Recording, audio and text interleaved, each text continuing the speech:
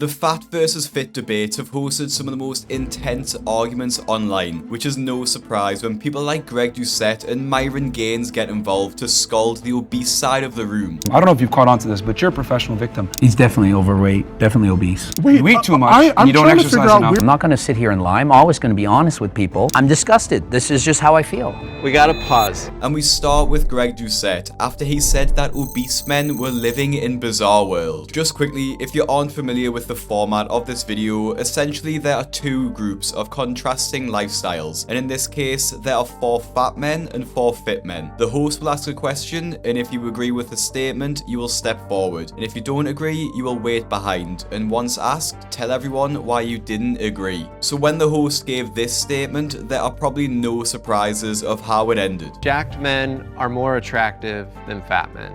Will the agreeers please step forward? How come there's 4 guys over there? All right, we're living in a bizarre world where people don't see the truth.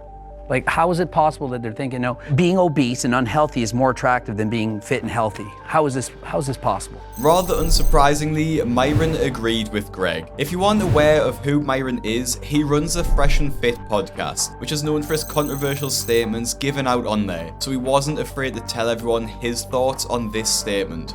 Actually, you know what? This is precisely why a majority of women find a majority of men as unattractive. No, they're not. She's not gonna suck your dick with the same veracity when you're fat as when you're in shape. She's just not. Things got even worse for the obese side of the room after Greg said the only people who find fat men more attractive than fit men are those who are mentally impaired. There might be 1% of the world that there's something wrong with them that might think that, yeah, you're 600 pounds, it's so hot, I love that, but... So far, the obese men had been silent, but when they come forward is when the real intense debate starts, as they tell the fit men that what you're attracted to is completely subjective, and essentially your personality matters more than your physique or your looks. Yeah, I'm anybody... sexually fluid, so my law of attraction does not adhere to anyone's standards, pretty much. I'm attracted to people in general, so you could be jacked, you could be more plus size, you could be skinny, you could be whatever it is that you are. If I'm attracted to you, I'm attracted to you. What are the traits you find most attractive?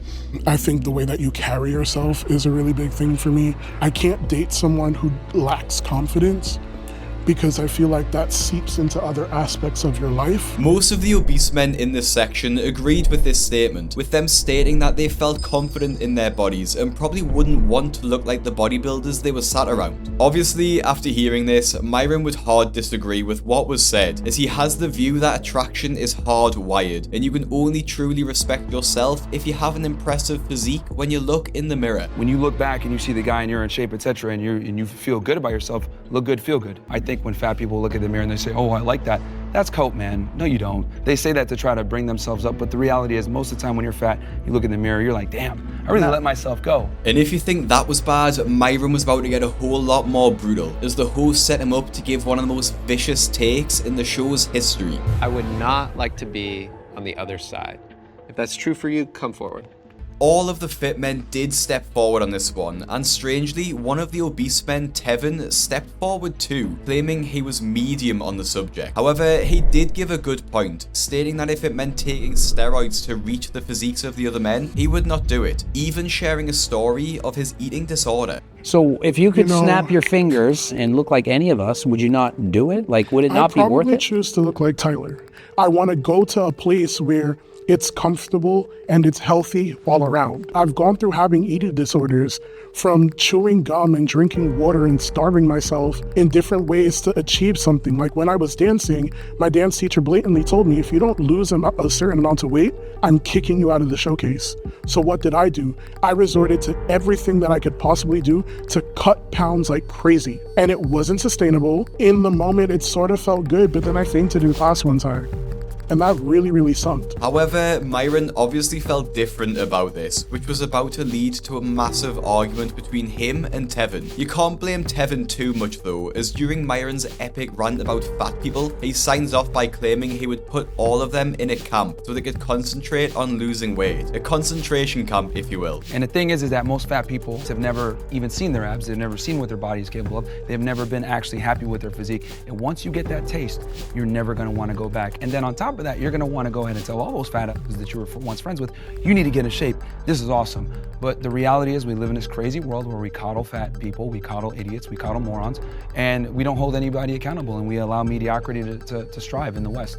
And I think we need to go back to shaming fat people. We need to go back to making fun of them. I mean, if I was president, hell, I'd put all of them in a fat concentration camp so they can concentrate on dieting and exercising, because being fat is completely not acceptable. I'd have these people back in shape. Do you really mean that, or are you just saying that? I'm dead ass. Yeah, if I was president, make me president, I would get rid of the obesity problem like that. After this concentration camp and shame method of dealing with the obesity problem, Tevin stood up to Myron and challenged him on the controversial way he would end the obesity epidemic, which ended in one of the most heated moments of the entire show, as Myron called Tevin a professional victim and caused the host to step in between them to end their argument. As someone who creates content online, I share what it is that I do in the gym. I share my routine. I talk about like, hey, today was a shit day, but guess what? I pushed past that and I just benched 405. That's more than I weigh. So you're inspiring others? Yes. Okay. Well, what if I told you at the camp, everyone's exercising together and they're inspiring each other? But Same thing. You approached it at such a negative way.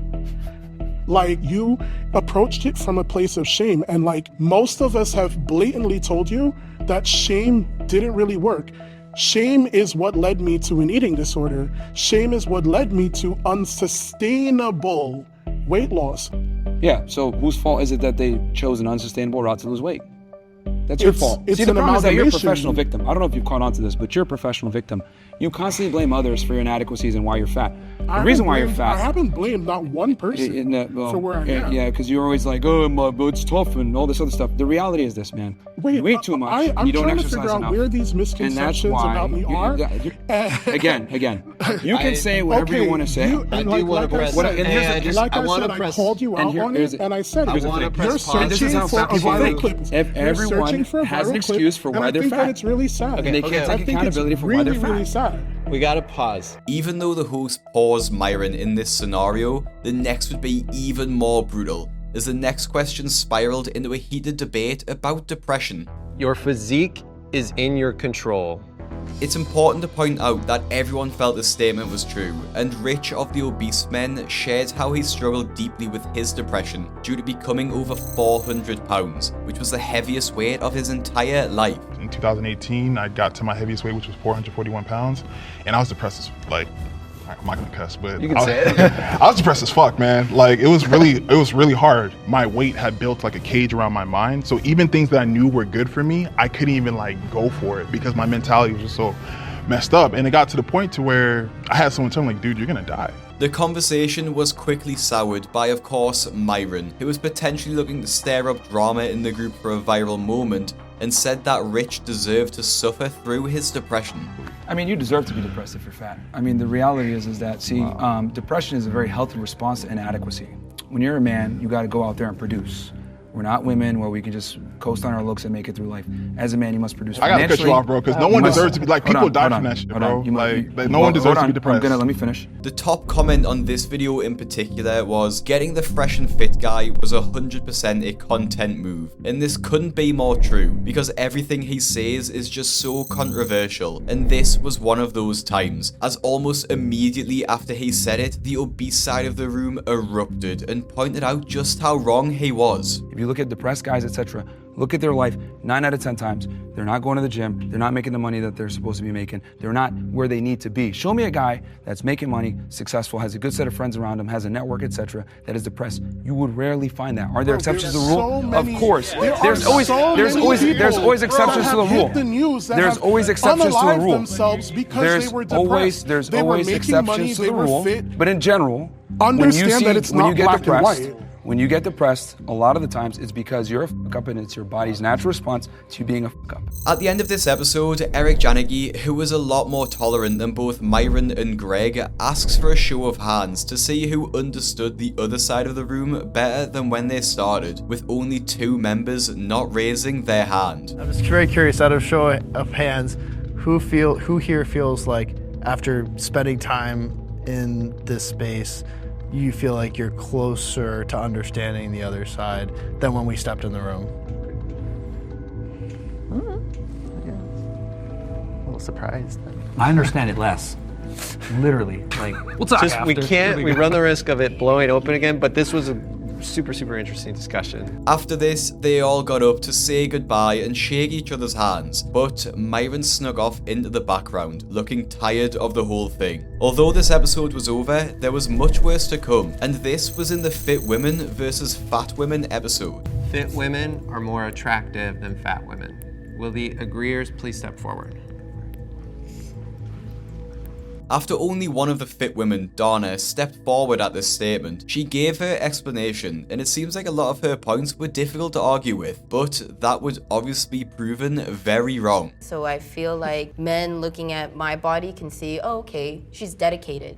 She put in the work, and that could be an attractive quality that men see in me. As the disagreeers stepped forward, Donna says she's going to get flamed alive, and she would be correct, as one of the fit women called her arrogant for feeling that way. I still disagree with you because there's beautiful women who are in bigger bodies. Like, I feel like it's an arrogance almost to be like, oh, because I'm fit, I'm more attractive. Like, that's, it's ridiculous. And the biggest issue I had was what you said about men being attracted to you more just because you're fit. I think that's basing your worth on a man. And I'm married. As a married woman saying that, I just don't understand what that has to do with the principle of just physical attractiveness. That has nothing to do with if someone else deems you as attractive. It's like just solely based on the physical. So I 100% disagree with you. And Donna was at the wrong end of another argument after two of the obese women were deluded by facts and actually denied being obese for the fact they could walk without getting out of breath and seemed to treat the word obese like a curse word. Body positivity can promote unhealthy habits. Will the agreeers please step forward? After Donna stepped forward, she gave a good explanation of why the body positivity movement could be harmful, and even explained that every person is beautiful and we all come in different shapes and sizes. However, she brought up the fact that the current body positivity movement seems to have influences which glorify obesity, and it is a real problem, but she was quickly interrupted by one of the obese women, who questioned the meaning of obesity. I've seen like multiple times where there's like obese women promoting body positivity, and it's like I wouldn't want like my What's kid. obese for you? Like an unhealthy lifestyle. No, like but overweight. what's obese for you? Obese, like a Like for medically me, obese. if you see me, you consider me obese? I wouldn't say that you're obese, but Okay. it's like medically, So, you know. so like for So example, you're medically obese though?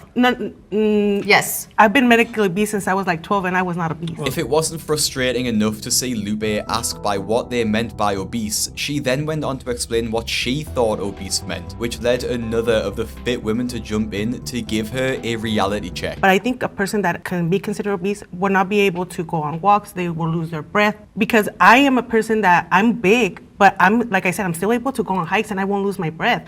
I can go on runs, I can exercise.